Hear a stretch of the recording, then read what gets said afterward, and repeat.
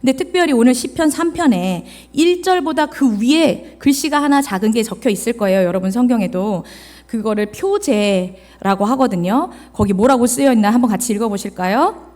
다윗이 그의 아들 압살롬을 피할 때 지은 시라고 되어 있습니다. 살면서 겪게 되는 어려움이 너무 많잖아요. 그렇죠? 뭐 말할 수 없죠. 그런데 그 중에서 그렇게 제가 많은 인생을 살진 않았지만, 그리고 여러 사람들이 살아오신 그런 선배님들의 얘기를 들어봐도 배신으로 인한 상처, 고통, 이거는 둘째가라면 서러운 삶의 고통이고 어려움인 것 같습니다. 그것도 다른 사람이 아니라 내가 너무 사랑하던 사람, 내가 너무 믿고 의지하던 사람, 또 이렇게 가족에게 당하는 배신은 당연히 정신적인 고통이 올 것이고요. 그 정신적인 고통으로 인해서 이 신체적인 증상까지 나타나거든요. 그래서 여러 가지 증상들이 실제로 나타나는데 그것처럼 끔찍한 고통은 없는 것 같아요. 오늘 이 3편 말씀도 다윗이 그 압살롬이라는 아들이에요. 자기 아들에게 당하게 되는 어려움에 대한 시를 쓴 거예요. 여러분, 압살롬이 어떤 사람인지 대충 다 아실 거예요. 압살롬이 그 다윗의 또 다른 아들 암논을 죽이고, 사람을 죽였으니까 죄를 받아야 되잖아요. 벌을 받아야 되지만 그것을 피하려고 멀리 도망가 있다가 그래도 다시 돌아오고 싶어서 여러 가지 술수를 써서 돌아왔는데, 그 아버지가 사실은 이 아들을 죽여야 하지만 그 아버지로서 아들을 사랑하는 그 마음으로 차마 죽이지는 못하고 대신에 가까이서 얼굴은 보지 않고 이렇게 몇 년을 쭉 살았는데, 그런 것들에 대해 아버지의 마음을 이해하기는커녕 그렇게 아들을 사랑하고 있는, 당연히 마땅히 죽어 마땅한 죄를 졌지만 죽일 수 없는 그 아버지의 마음을 이해하기는커녕 오히려 그 아버지를 대적해서 아버지 모르게 뒤에서 백성들의 마음을 다 훔치고, 그리고 그런 것들이 어느 정도 되어지니까 이제 권력을 가진 사람들의 세력을 모아서 반역을 일으켜서 자기가 왕이 되겠다고, 그 아버지 자리를 뺏어버리겠다고 나선 아들이에요. 여기서 그치지 않고 아버지를 죽여야겠다는 것까지 계획을 세웠던 아들이 바로 이 압살롬입니다. 그러니까 생각을 해보세요. 다른 뭐 한두 번 보고 말 사람한테 당하는 배신도 너무 쓰리고 아픈데, 내 가족, 내가 너무 사랑하는, 그리고 너무 사랑해서 차마 죽이지도 못하고 있던 그 아들에게서 하루아침에 왕의 자리도 뺏기고 목숨도 지금 어떻게 될지 모르는 상황 가운데 처해 있는 이 다윗의 모습을 여러분 한번 상상해 보시기 바랍니다. 이런 기가 막힌 상황이 사무엘하 15장에 좀 구체적으로 기록이 돼 있거든요. 그래서 오늘 두 부분의 말씀을 같이 번갈아서 보려고 합니다. 여기 끼워 놓으시고 구약성경 사무엘하 15장을 한번 가보겠습니다. 구약성경 사무엘하 15장 488쪽에 있습니다. 그때 그렇게 다윗이 아들 압살롬을 피해서 도망가던 상황이 얼마나 끔찍했었는지 그것이 여실히 기록되어져 있는 구절이 있는데요. 사무엘하 15장 30절 말씀을 우리 한번 같이 읽어보겠습니다. 사무엘하 15장 30절 말씀 488쪽입니다. 같이 읽습니다. 다윗이 감람산 길로 올라갈 때 그의 머리를 그가 가리고 맨발로 울며 가고, 그와 함께 가는 모든 백성들도 각기 자기의 머리를 가리고 울며 올라가니라. 그러니까 지금 어떤 상황이에요? 신발도 신지 못하고 머리를 다 가려서 너무 수치스럽게 울며 불며 급하게 도망가고 있는 상황인 거예요. 누구한테 쫓겨서요? 내 아들한테 쫓겨서. 그러니까 지금 여러분 이 상황이 얼마나 끔찍한지 이해가 되십니까? 게다가 여기서 끝이 아니었어요. 다윗이 당한 고난이. 기가 막힌 그런 일을 당한, 하루아침에 당한 다윗을 향해서 사람들이 뭐라고 하냐면 그가 하나님께 구원을 받지 못했다라고 조롱을 하고 있습니다. 오늘 시편 3편 말씀에 나와 있거든요. 시편 다시 돌아가 보시면 거기 사람들이 이렇게 말을 해요. 3편 2절에 중간에 그는 하나님께 구원을 받지 못한다 라고 비난을, 조롱을 하고 있는 상황인 겁니다. 여러분 지금 다시 사무엘하 피고 계시죠? 거기에 보시면 시므이라는 사람이 등장을 해요. 이 사람이 어떤 사람이었냐면, 지금 이렇게 다윗이 기가 막힌 상황에 놓여가지고 하루아침에 도망가고 있는 이런 상황에서 다윗을 쫓아가면서 그 다윗을 저주하고 욕하던 사람이었어요. 한번 거기도 펴놓으셨으니까 같이 읽어보셨으면 좋겠습니다. 사무엘하 16장 5절에서 8절 말씀이에요. 같이 한번 읽어보겠습니다. 16장 5절 8절 시작. 다윗 왕이 바후림의 이름에 거기서 사울의 친족 한 사람이 나오니 게라의 아들이요 이름은 시므이라. 그가 나오면서 계속하여 저주하고 또 다윗과 다윗 왕의 모든 신하들을 향하여 돌을 던지니 그때의 모든 백성과 용사들은 다 왕의 좌우에 있었더라. 시므이가 저주하는 가운데 이와 같이 말하니라. 피를 흘린 자여 사악한 자여 가거라 가거라. 사울의 족속의 모든 피를 여호와께서 내게로 돌리셨도다. 그를 이어서 내가 왕이 되었으나 여호와께서 나라를 내 아들 압살롬의 손에 넘기셨도다. 보라 너는 피를 흘린 자이므로 화를 자초하였느니라 하는지라. 시므이가 지금 이렇게 말을 하고 있는 거예요. 근데 지금 이 말만 해도 사실 글자로 봐도 이거 뭐야? 얘 뭐야? 싶을 텐데 사실 이거는 성경에 문자적으로 기록이 돼 있기 때문에 굉장히 정제되어져 있는 언어로 기록이 된 거예요. 그러니까 실제적으로 보시면 그냥 요즘 우리 평상시에 입에 담을 수 없는, 그러니까 방송에도 나올 수 없는 삐처리 되는 그런 얘기들이 쭉쭉쭉 저주가 욕이 막 퍼지고 있는 거예요. 시므이라는 사람 입에서. 그게 얼마나 좀 참담하고 수치스러운 말들을 내뱉었는지 그 다음 구절에 보면 그 다윗의 신하 아비새가 이 말을 똑같이 듣고 있었거든요. 그 말을 듣고 너무 열받아서 다윗 왕한테 이렇게 대답을 해요. 거기 9절 중간에 보시면 이 죽은 개가 어찌 내 주 왕을 저주하리까 청하건대 내가 건너가서 그의 머리를 베게 하소서라는 반응을 하는 거예요. 그 말은 이 사람이 이렇게 그러니까 이 죽은 개 사실은 이것도 단어니까 이렇게 부드럽게 썼겠죠? 우리가 실제적으로 만약에 말을 한다면 더 심한 말들이 오고 갔겠죠.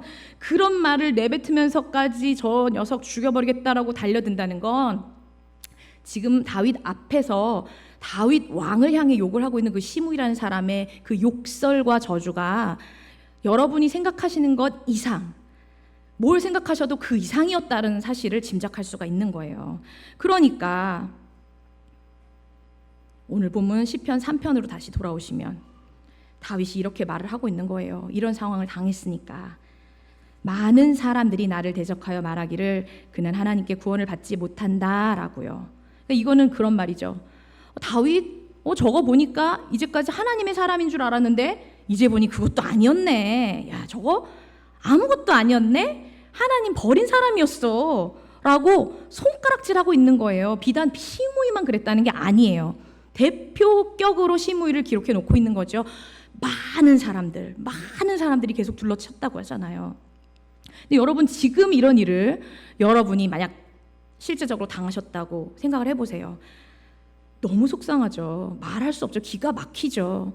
근데 지금 다윗의 신분은 왕이었어요. 높은 곳에서 떨어지면 그 충격이 더하죠. 곱하기 제곱 그렇게 되잖아요. 그런 거예요. 지금 왕으로서 조금 전까지 모든 사람들에게 칭송을 받고 이렇게 높임을 받던 그런 왕이었는데 갑자기 하루아침에 신발도 못 신고 쫓겨나는 상황이 됐는데 그런 상황들을 바라보고 있는 수많은 백성들이 다 같이 그렇게 돌을 던지고 모래를 던지고 욕을 하면서 그렇게 나에게 대적하여 서 있다고 생각하면 그 마음이 어땠을지는 여러분이 뭘 생각하셔도 그것보다 더 이상입니다. 심지어 이 압살롬이라는 아들은 왕 위도 뺏으려고 해서 정말로 다윗 왕이 떠나간 그 왕궁으로 들어와요. 들어와서는 다윗 왕이 후궁 10명을 그 왕에 놓고 갔거든요. 지키라고 왕궁을 지키게 하려고. 근데 그 다윗의 10명 후궁들하고도 백주 대낮에 동침을 합니다. 일부러요. 왜 그러냐면 내가 이만큼 우리 아버지랑 반대되는 사람입니다. 나 이렇게 대적자야. 그러니까 나를 따르려면 따라라 라는 거를 만방에 표방하기 위해서 이런 일을 하고 있는 거예요. 그러니까 여러분 만약 이런 일을 당하셨다면 어떻게 정신이 차려지시겠어요? 이게 배신이에요.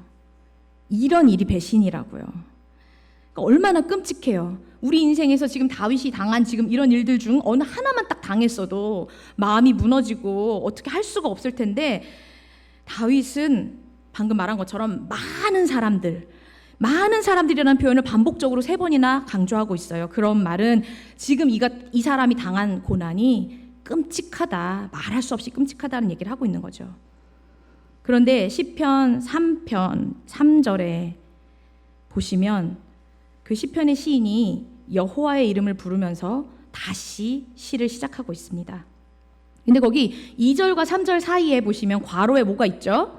셀라라고 돼 있잖아요. 이 셀라라는 말이 사실은 뭐 별로 그렇게 중요하지 않게 생각해서 읽지 않고 넘어가기도 하고, 또 무슨 뜻인지도 잘 모르니까 그냥 이렇게 넘어갈 때가 있는데, 그 표현이 음악적 용어예요. 그러니까 이게 지금 시편이 시잖아요. 노래란 말이죠. 그 음악적 용어로서 쉼, 간주 이런 뜻의 음악적 용어라고 하네요. 그러니까 지금 이 속상하고 기가 막힌 이 상황에 대해서 1절과 2절에 그 시인이 하나님께 그 마음을 다 토로한 후에 셀라라고 하면서 잠시 쉼을 갖는 거예요. 끝간데 없이 뻗어나가는 이 내 속상한 마음들을 멈추고 잠잠하게 생각을 내려놓는 거예요.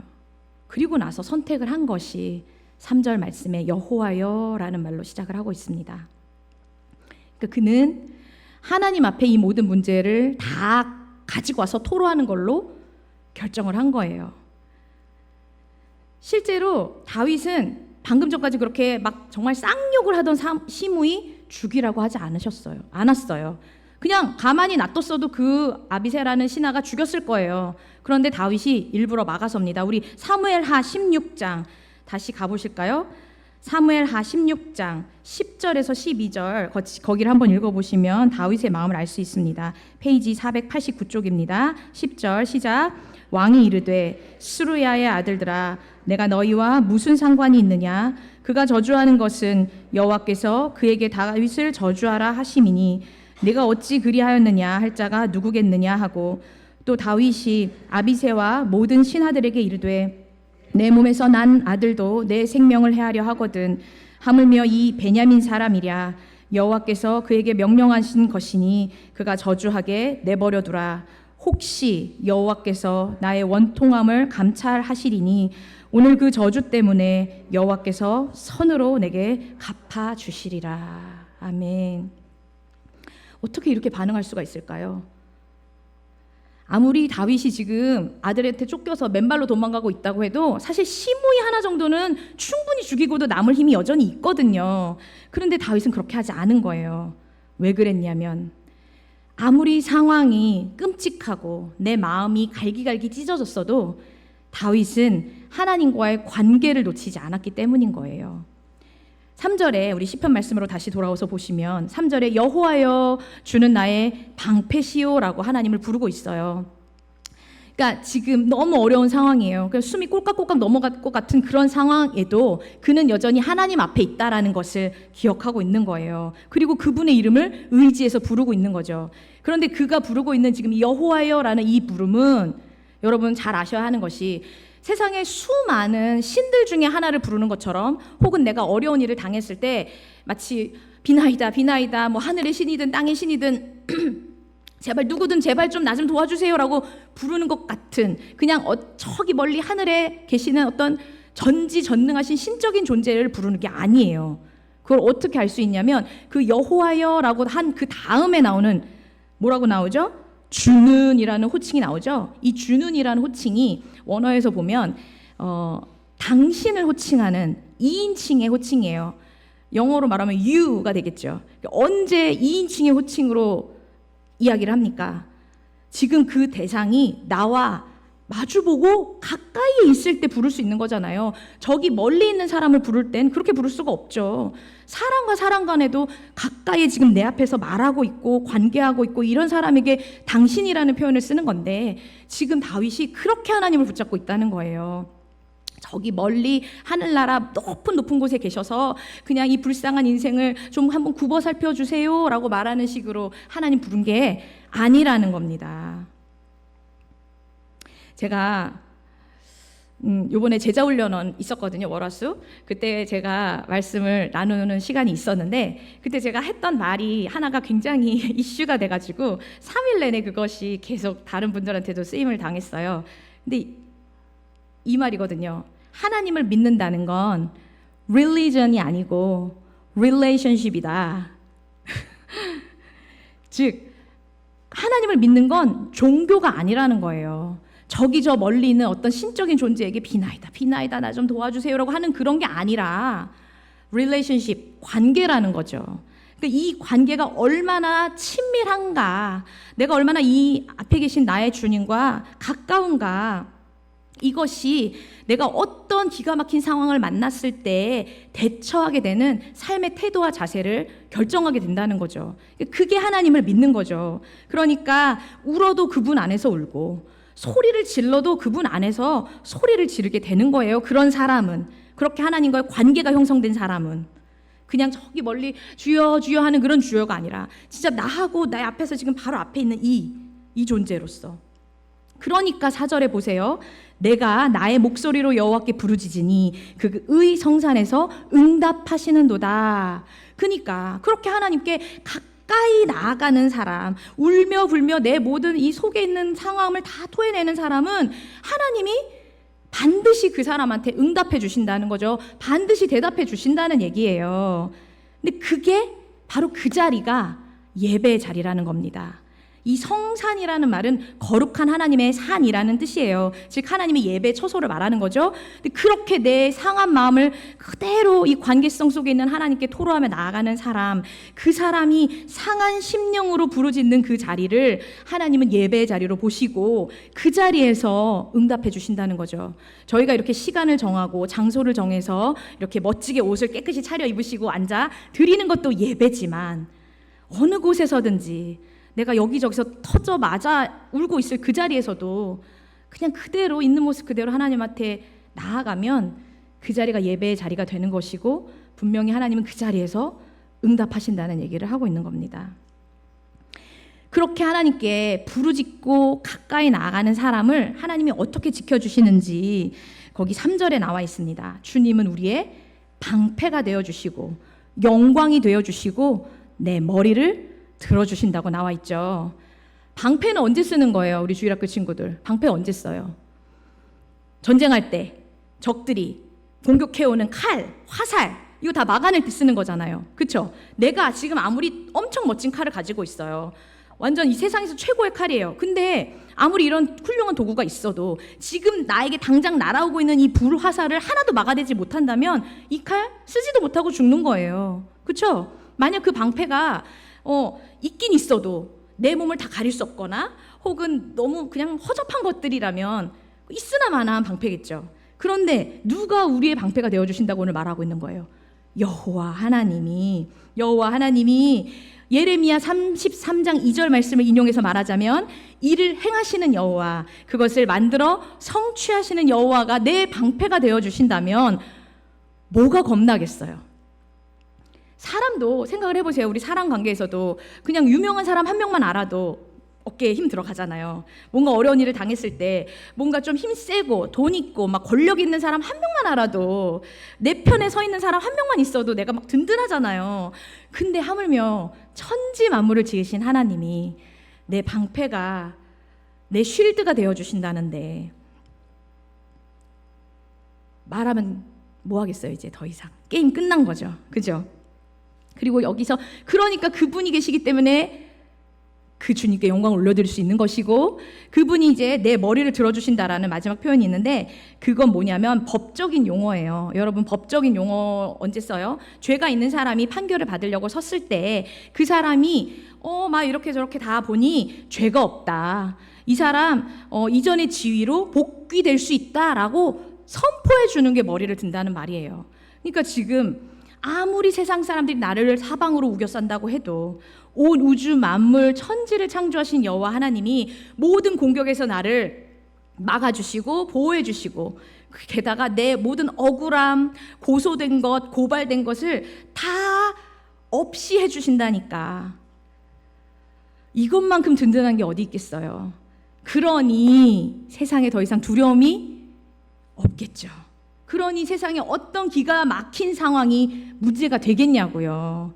그러니까 그렇게 여호와 하나님이 나를 붙잡고 계시니까 거기 나와 있는 것처럼 5절에 내가 누워서 자고 깰 수도 있습니다 라는 고백을 하는 거예요. 내가 누워 잘 수도 있으니 여호와께서 나를 붙드십니다, 이게 아니라 순서가 여호와께서 그렇게 나를 붙들고 계시는데 내가 누워서 잠도 잘 수 있고 편안하게 깰 수도 있는 거죠 라는 고백을 하는 거죠.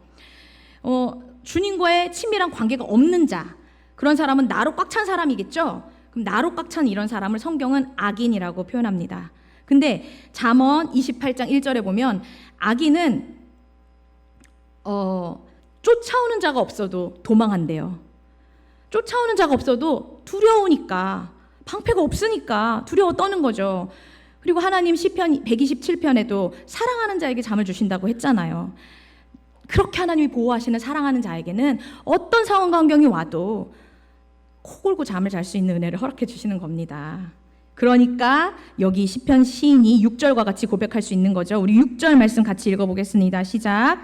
천만인이 나를 애워싸 진친다 하여도 나는 두려워하지 아니하리다. 아멘. 왜냐하면 7절 말씀에 더 있어요. 이게 끝이 아니에요. 주님이 나를 구원해 주셔서 내 대신 내 모든 원수의 뺨을 치시고 악인의 이를 꺾으셨기 때문입니다. 원수 갚는 것이 하나님께 있다고 로마서 12장 19절에 말하잖아요. 그러니까 너희가 친히 원수 갚지 말고 하나님의 진노하심에 맡겨라. 더 무서운 벌이 기다리고 있는 거예요. 그러니까 그래서 다윗이 아까 그 시므이를 죽이지 않은 거예요. 믿음이 있었으니까. 하나님이 나와 함께 하심에 대한 믿음이 있었으니까.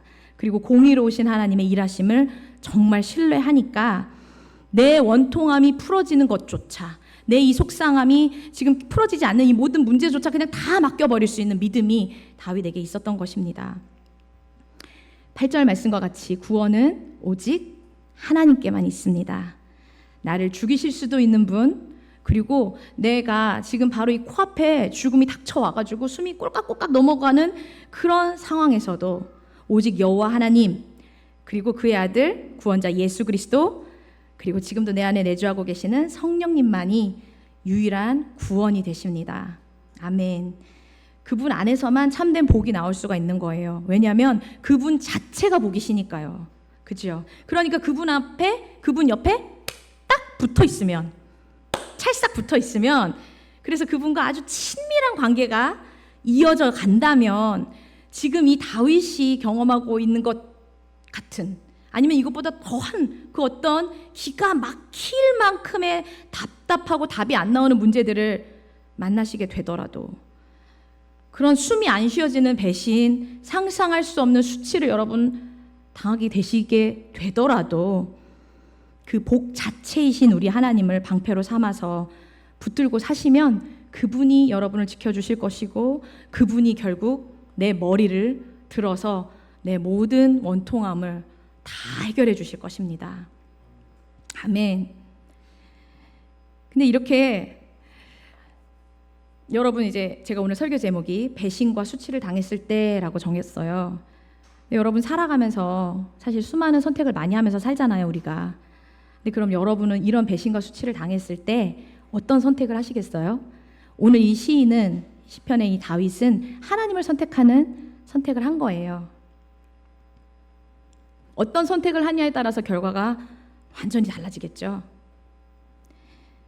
근데 다 알아요. 우리가 너무 머리로 다 알아요. 근데 그걸 우리 하나님 그 편을 바로 선뜻 팍 선택 못하는 건 너무 눈에 보여지는 상황이 말이 안 되니까, 그리고 정말 질 것 같으니까 그렇게 못하잖아요. 그죠?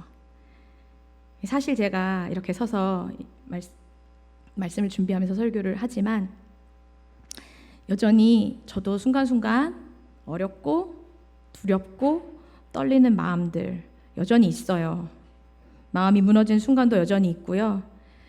살면서 아무리 막 똑같은 일을 많이 겪어도 절대로 내성이 생기지 않는 일들은 분명히 있는 것 같아요. 근데 그럴 때마다 선택하셔야 돼요. 그냥 이렇게 피투성이라도 살아있으라고 하신 말씀처럼 그냥 이 모습 그대로도 부끄럽지 않아 라고 하시는 그 하나님 앞에 다 얘기하고 나아가시면, 그러면 정말 놀랍게 다시 일어날 힘이 거짓말처럼 생기더라고요.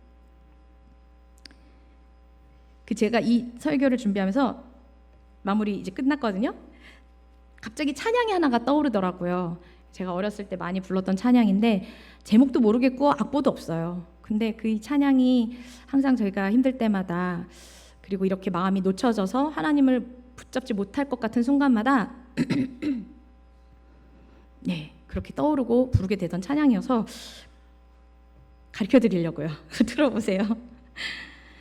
기도하여 본 적이 있나요? 친구 필요할 때 구하세요. 응답하여 주심 믿고서 예수 이름으로 근심 걱정 모두 고하세요. 작은 일도 주는 아세요. 항상 기도 들어주시고 응답 주셔요. 아주 많은 사람이 있어도 주와 속삭일 수 있어요. 크게 얘기하지 않아도 모두 아세요. 산봉우리에도 계시고 푸른 강가에도 계시고 어느 곳에 가든지 늘 함께 하세요. 아멘. 이런 찬양입니다. 크게 얘기하지 않아도 된대요. 작게 얘기하셔도 된대요.